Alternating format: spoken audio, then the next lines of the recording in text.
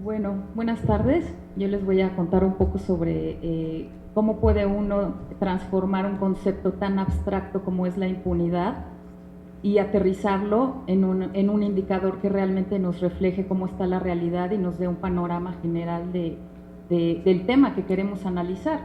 Porque finalmente, sí los conceptos podemos analizarlos desde un punto de vista filosófico, podemos opinar, pero si no, lo que no podemos medir, no podemos ver hacia dónde avanzamos, no podemos detectar cuáles son nuestras vulnerabilidades, etcétera.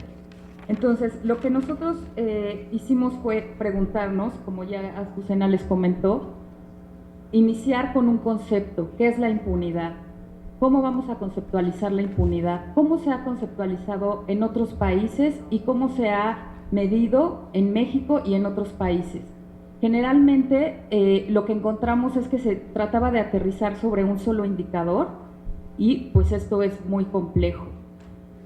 No se puede capturar todo un fenómeno en un solo indicador, dado que si conceptualizamos la impunidad, como ya lo mencionamos, es todo un proceso y encontramos que el fenómeno de la impunidad es multidimensional y multicausal.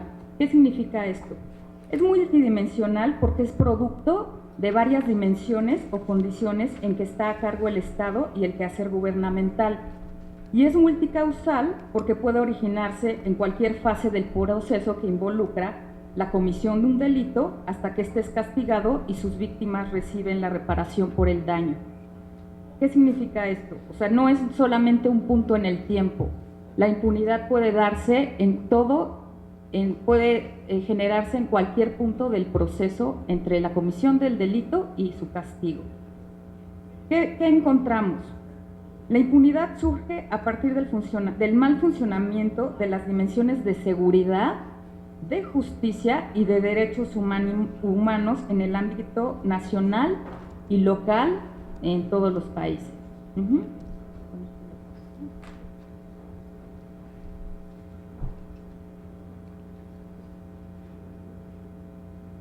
Ok, el reto con el que nos enfrentamos es las fuentes de información. ¿Qué tipo de datos vamos a utilizar para poder bajar este concepto y aterrizarlo a un número? En México existen varias fuentes de información sobre el tema de seguridad, justicia y impartición de justicia, pero no todo es comparable y los limitantes están podemos tener acceso con poca frecuencia o los datos no son confiables, etc. Entonces encontramos que hay dos fuentes muy importantes de información sobre sistema de justicia en México. Y estos son los gobiernos nacionales de gobierno y los que produce el Secretariado Ejecutivo del Sistema de Seguridad Pública. Ambas fuentes provienen de las averiguaciones previas y las carpetas de investigación de las procuradurías y fiscalías de las entidades federativas. Entonces, finalmente los dos tienen la misma fuente. Es muy difícil que de manera central se recabe esta información porque es muchísima información, entonces tenemos que tener, como el gobierno federal depende de lo que los estados le informen. Y esto sucede en muchas estadísticas, en registros administrativos, en todo lo que tiene que ver con estadísticas de natalidad, de mortalidad, cuestiones de estadísticas vitales en general. Todo depende, esta información la proveen las entidades federativas, entonces es la información que podemos utilizar. La ventaja que tiene, la información que tiene el Secretariado Ejecutivo del Sistema de Seguridad Pública es que ellos hacen una limpieza en la información. ¿Qué significa esto? Aquí tenemos información de incidencia delictiva, que esto es útil como un indicador de resultado, más no de proceso. Sin embargo, es útil porque ellos hacen una distinción entre los tipos de delitos. O sea, como ustedes saben, en la averiguación previa se denuncia un delito, ¿no? Alguien llega, denuncia su delito, se hace una averiguación previa y conforme va avanzando el proceso, se va calificando al delito como grave y dependiendo de los códigos penales en las entidades federativas se califica como grave o no grave, si hubo lesiones, si hubo violencia, etcétera. Todo este proceso va complicando el proceso de impartición de justicia. ¿Por qué? Porque en algunos casos puede haber muchos robos que no son graves y que estos ya no entran al sistema judicial porque se van descartando. Entonces, la ventaja que tiene la incidencia delictiva que registra el Secretariado Ejecutivo es esta definición que marca sobre robo con violencia y sin violencia, lesiones dolosas y culposas, y por otro lado, homicidios dolosos y culposos.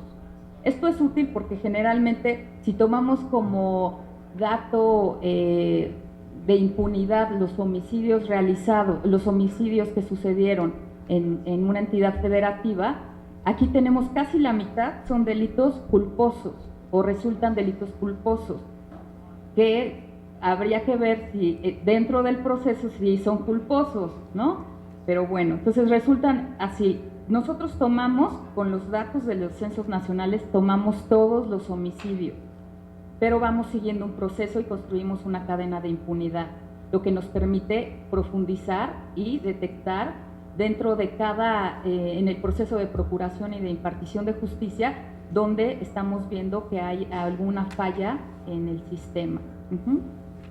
Como les decía, la información del Secretariado Ejecutivo es importante, es útil, pero solamente nos muestra indicadores de resultados.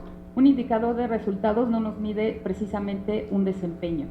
Nos dice, hay tantos delitos, tantos son culposos, tantos tal, pero no sabemos nada más de qué sucedió y cómo llegó ese resultado ahí.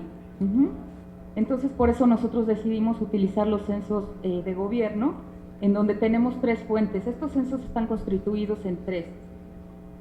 El de procuración de justicia, el de impartición de justicia y el del sistema de seguridad pública y sistema penitenciario estatales. Estos 3 nos cubren todo el proceso y van dando seguimiento a cada delito y qué va saliendo, ¿no? En cada uno. Bueno, después de analizar, estos censos tienen muchísima información, muchísimos datos, y entonces después de analizarlos tomamos algunos para utilizar, para estimar el índice de impunidad, pero nos quedamos con algunas inquietudes finalmente. Cuando el índice está sólido, podemos generar en retrospectiva hasta con algunas dimensiones, algunas dimensiones hasta 2010, porque los censos se producen a partir del 2010 y sí constituyen una fuente oficial para realizar y hacer diseño de política pública en el tema. Entonces sí son fuentes confiables. Sin embargo, nos topamos con algunas limitaciones que siempre en la generación de indicadores nos topamos, que es la comparabilidad. Cuando generas un índice, pues generalmente no solamente lo quieres para un corte transversal, para un año, que te puede ser útil, o sea, lo necesitas para darle seguimiento, para medir, para generar una meta, para ir dando monitoreo de cómo vas avanzando. Estos censos son comparables, sin embargo, algunas veces cambian el tipo de información que contienen. ¿Por qué? Porque INEGI va perfeccionando el instrumento. Entonces, en algunos momentos pues no es estrictamente comparable, lo cual no significa que tengamos que desechar la información. Siempre hay que sacarle jugo a todos los datos que existen, porque de algo nos dicen. Bueno, la segunda parte es lo que les mencionaba de la generación de línea de tiempo. Muchas veces no se puede estrictamente, pero al menos para algunas dimensiones lo podemos tener. Otra cosa es la estandarización de la información. Si queremos, siempre esta información va a tener sus peros, levemente sus peros. ¿Por qué? Porque en este caso, sí, los datos son iguales o los indicadores pueden ser iguales, pero si nos vamos a los códigos penales de las entidades federativas, un delito grave no se califica igual en todas las entidades federativas, y eso es un problema. Sin embargo, con un criterio más general, que fue lo que hicimos, es tomar todos los delitos, porque finalmente un delito una falta que alguien comete debe de tener un castigo. Por pequeño que sea, estamos considerando que debe tener un castigo.